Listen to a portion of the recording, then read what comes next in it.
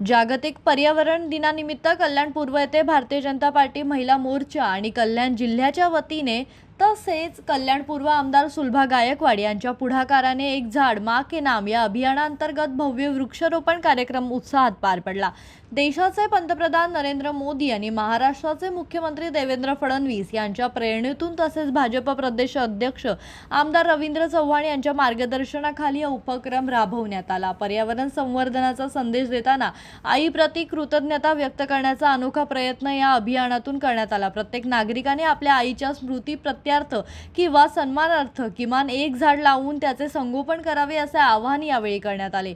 या कार्यक्रमाला भाजप कल्याण जिल्हाध्यक्ष नरेंद्र चव्हाण, महिला मोर्चा अध्यक्ष अर्चना सूर्यवंशी, नगरसेविका पूजा गायकवाड यांच्यासह पक्षाचे पदाधिकारी, महिला मोर्चाच्या कार्यकर्त्या आणि नागरिक मोठ्या संख्येने उपस्थित होते। 2026 आज आपल्या संबंध भारतात राष्ट्रीय पर्यावरण दिन म्हणून साजरा केला जातो।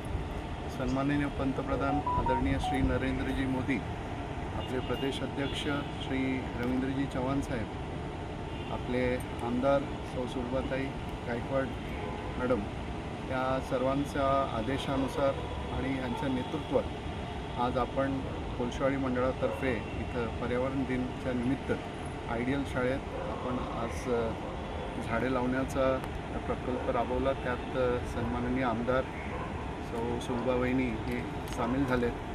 मी या सर्वांच्या वतीनं आपल्या संबंध भारतातल्या संबंध लोकांना विनंती करू इच्छितो की आपण सर्वांनी आजच्या दिवशी किमान एक पेड़ माँ के नाम हा जो एक सुंदर प्रकल्प हे पंतप्रधानांच्या कल्पनेतून उद्भवलेला आहे, त्या अंतर्गत आपण प्रत्येक भारतवासियांनी जर एक पेड़ लावला आपापल्या आईच्या नावाने तर निश्चितच या पर्यावरणमध्ये निश्चितच बदलाव येईल। आपण सगळेजण बघता आहात की आता जो उन्हाळा पडतो आहे त्याच्या टेम्परेचरचा केवढा वाढ झालेला आहे।